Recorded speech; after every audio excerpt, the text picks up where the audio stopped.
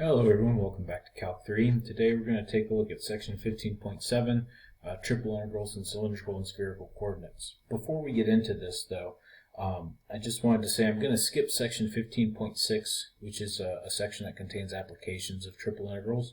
So if you're interested in things like mass and moments of inertia, or joint probability distributions and expected values and means and things like that, go ahead and go in the book and take a look at section 15.6. I'm skipping section 15.6 just to get to some more classical Calc 3 results in vector calculus. So before we start doing triple integrals in cylindrical and spherical coordinates, let's talk about what they are. In this class, when we've dealt with 3D objects, we've usually been dealing with Cartesian coordinates or rectangular coordinates. You have a point with an x, y, and z coordinate, and to get to this point, go in an x direction, then a y direction, then a z direction, and you get to that point. Of course, you don't have to go in an x, y, z direction, right? There are 6 different paths you can take. Let's go to z first, and then y, and then x. You get to the same point. But if you take all possible directions to get to this point, then what you get is a rectangular prism, or this box. With these Cartesian coordinates, you can represent any point in 3 dimensions. And that's the idea, right? You want to be able to represent every single possibility with these 3 numbers. So the second kind of coordinate system that we're going to talk about are cylindrical coordinates. In cylindrical coordinates, you can also represent any point in 3 dimensions, and it also uses 3 numbers. But now the 3 numbers are represented by r, theta, and z. Okay? And z is exactly the same as the z in Cartesian coordinates. But r and theta, now r and theta are polar coordinates. So you can think of cylindrical coordinates as polar coordinates with a height. To get to any point you want, you can think, well, I can go down the x-axis a certain radius, then swing out a certain angle in the xy plane, and then go up in a z direction to get to my point, or down if z is negative. So it's polar coordinates in the xy plane, just given a height of z. And now if you were to draw all possible paths to this point, what you see is kind of a sector of a cylinder. And so that's why they're called cylindrical coordinates. Some relationships between Cartesian coordinates and cylindrical coordinates. X equals r cosine theta, y equals r sine theta. So these are exactly what you have from polar coordinates. And z is the same. So z equals z. Going backwards, r squared equals x squared plus y squared. Theta equals the arctangent of y over x. Again, keeping in mind those caveats that x can't equal 0, and the range of arctangent is just from negative pi over 2 to pi over 2. But other than that, all of these relationships, except for the z equals z, which is just saying that z is the same for both, all of these relationships are what you get from polar coordinates. So hopefully cylindrical coordinates won't be that difficult of a subject to encounter, because you've basically already seen it before. Now we're just adding a z coordinate to it. Before we move on, let me just say for cylindrical coordinates, just like with polar coordinates, we usually think of r as non-negative, so it can be 0 to go from 0 to infinity, and we usually think of theta between 0 and 2 pi. But of course, there are exceptions. We can have negative r's if we need to, and we can take theta to be in other regions if we want to. But if we take r to be 0 to infinity and theta to be 0 to 2 pi, then we can represent every point in the plane. Moving on, our next coordinate system are spherical coordinates. And in spherical coordinates, you can also represent every point in space with 3 numbers. And now these 3 numbers are rho, the Greek letter rho, the Greek letter phi, and theta. Okay? And so now what do these numbers represent? Rho is a radius, but not in the sense of polar coordinates. Now rho is a radius from the origin to your point in space. The difference here in polar coordinates, r was just a radius in the xy plane. But now rho is a radius anywhere in space. So pick whatever point you want to represent. Rho is the distance from that point to the origin. Okay? Phi is an angle that this radius rho makes with the z-axis. So once I find my point, I can draw a radius from the origin to my point. Phi is the angle that this radius makes with the positive z-axis. Okay? And theta is exactly the same as with cylindrical coordinates or polar coordinates. So think that you take this radius going to my point, project it down into the xy plane, and then theta is the angle that that projection makes with the positive x-axis. So theta is still going around in the xy plane, just like with polar coordinates, just like with cylindrical coordinates. So now, with these three numbers, if we want to represent any point in space, we can take rho to be non-negative, so any number from 0 to infinity, and this is a distance from the origin, as I said before. Theta goes from 0 to 2 pi, just like it does with polar coordinates or cylindrical coordinates, and phi only goes from 0 to pi.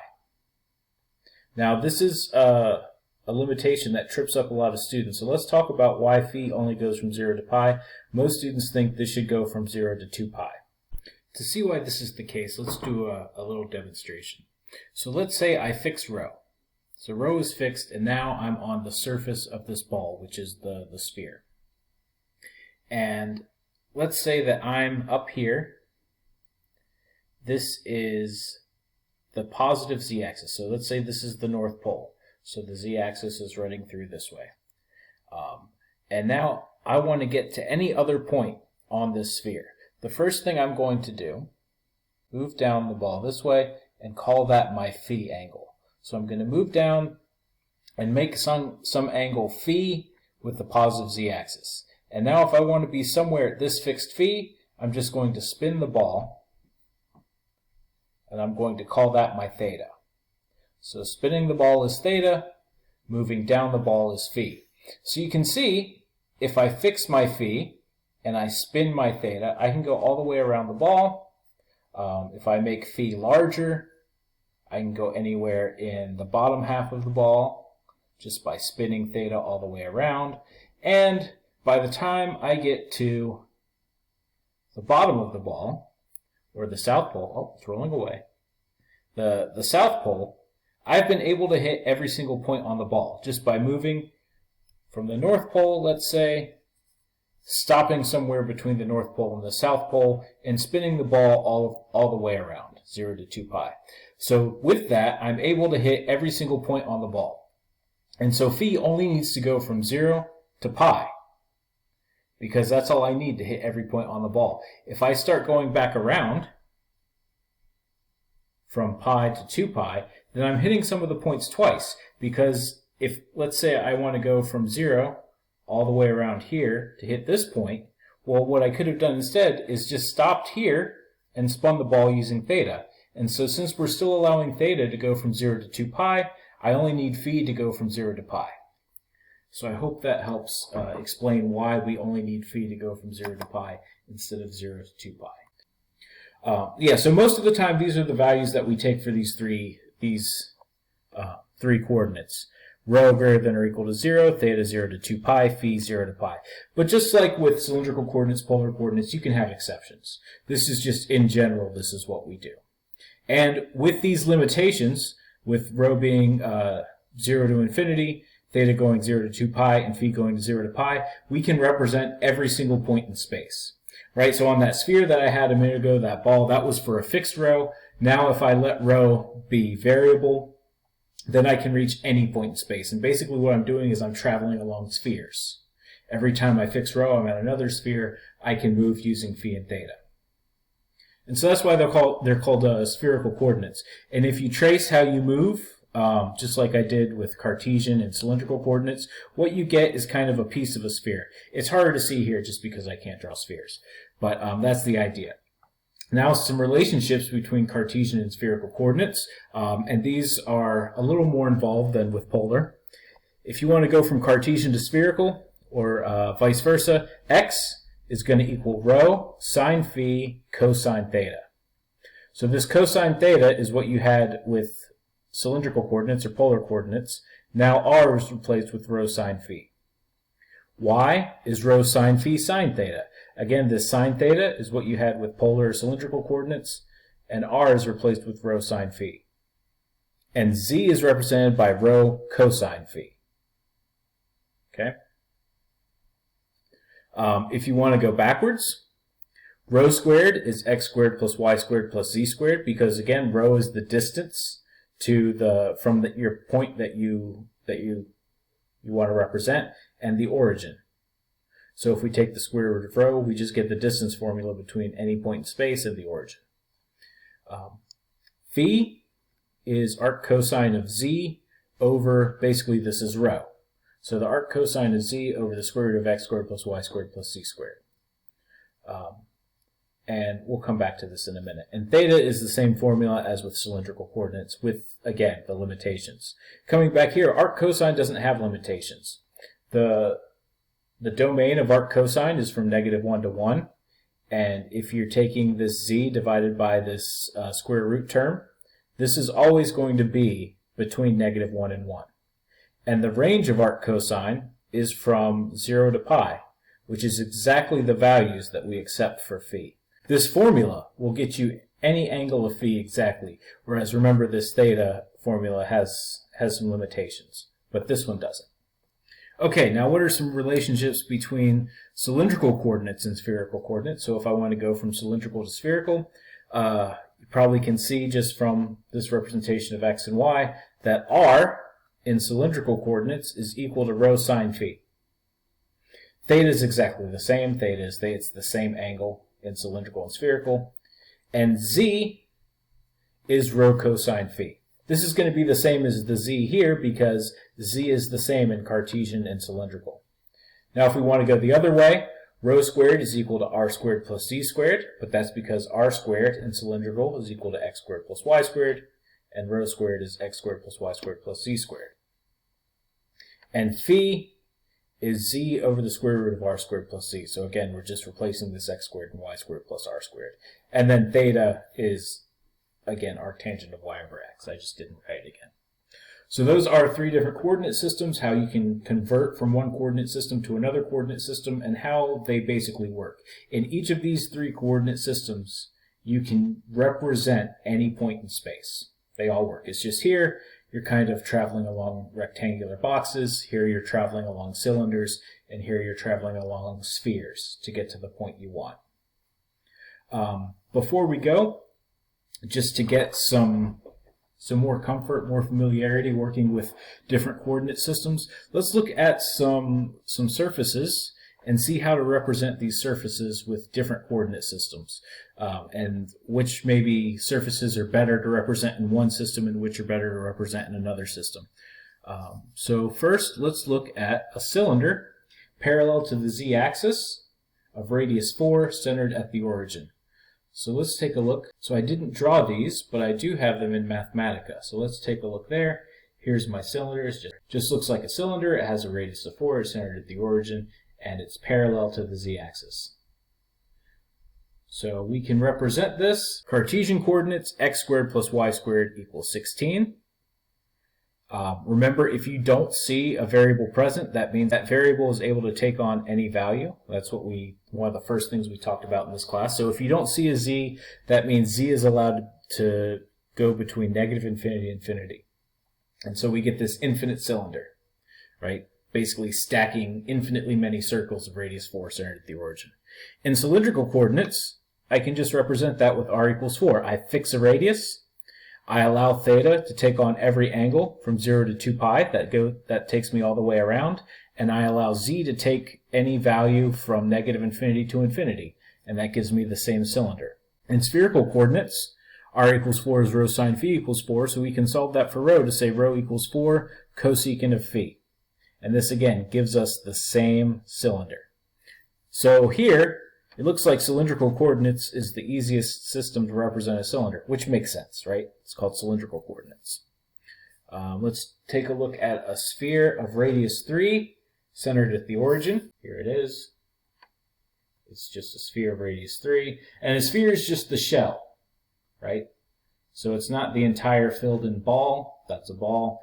The sphere is just the outer shell of the ball. So it's really just a surface. So we have this sphere of radius 3 centered at the origin. In Cartesian coordinates, this is x squared plus y squared plus z squared equals 9. Again, we talked about this kind of formula at the very beginning of the semester. In cylindrical, r squared plus z squared equals 9. We can just replace this x squared plus y squared and put r squared there. So now here, r squared, there's a relationship between r squared and z, or r and z and 9, and then theta is allowed to take any value between 0 and 2 pi. In spherical coordinates, rho equals 3. So we've fixed a distance from the origin, and now we let theta take on any value and phi take on any value. So theta between 0 and 2 pi, phi between 0 and pi, and that gets the entire sphere. So for a sphere, spherical coordinates look like the easiest, which again should make sense. So if we look at another one,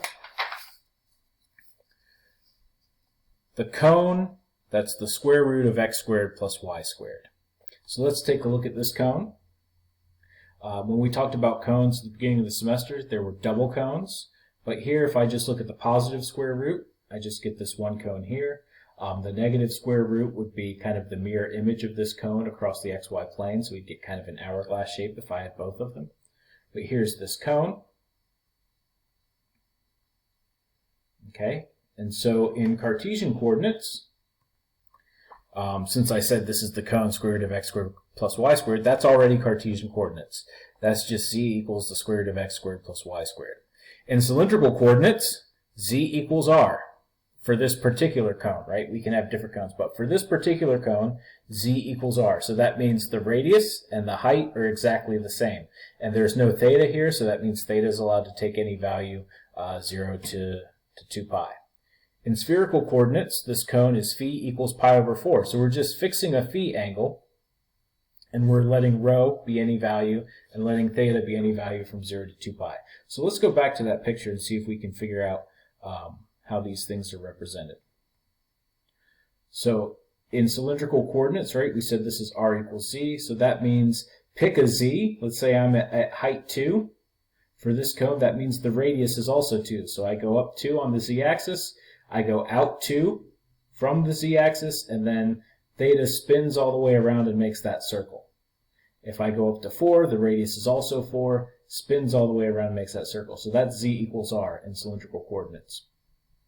In spherical coordinates, it was just the equation phi equals pi over 4. So we fixed an angle that, let's say we take one line of this cone, we fix the angle that the line in this cone makes with the positive z-axis, and that angle is pi over 4. So we fix that angle, let rho take on any value, so this could go on forever, all right? We've just truncated it, and then spin it around 0 to 2 pi, and we get the cone. So you see, different coordinate systems, they all make the same shape, but they're very different representations. Okay, now I have one more. The plane containing the z-axis and the vector 1, 1, 0. In Cartesian coordinates, this is the plane x equals y. In cylindrical coordinates, this is theta equals pi over 4. And in spherical coordinates, it's also theta equals pi over 4, because theta is the same in both. Now, the only difference here is these all give you the same plane, but you might get different pieces of it depending on which coordinate system you're talking about. So if we look at, I represent this plane in Cartesian coordinates, it's just x equals y. I get the plane going off to infinity in all directions. And again, it's just taking the line x equals y and moving it vertically. If I think of this in cylindrical coordinates and I only allow r to take on positive values, I'm only going to get the part of the plane that goes through the first quadrant in the xy plane. Because if r is positive, and I'm fixing theta equal to pi over 4, then I'm only going in that direction. I'm not getting, if I don't have any negative r values, then I'm not getting any of the pieces of the plane over here, like I am up here. So it's the same plane, but we might not get as much of it depending on how we represent it. And if I use spherical coordinates, then I get the same plane, but it looks very different. Again, if I'm taking rho to be non-negative, only go for 0 and positive values of rho, I'm only going to get the half of the plane that's going through the first quadrant in the xy plane, and then above or below that. But now instead of getting a square plane, I'm getting this kind of half of a disk plane, because in spherical coordinates, I fixed my theta, which is pi over 4, and then I'm allowing rho to take any value and phi to take any value 0 to pi. So I'm basically traveling along these semicircles and outwardly, and that's how the plane is being generated, or you can think of it that way. So I get these half disks. If I were to let rho take on larger values, I'd get a larger half disk, but it's still the same plane. So this has just been an introduction to different coordinate systems, cylindrical and spherical, and in the next video we'll actually start integrating using these systems.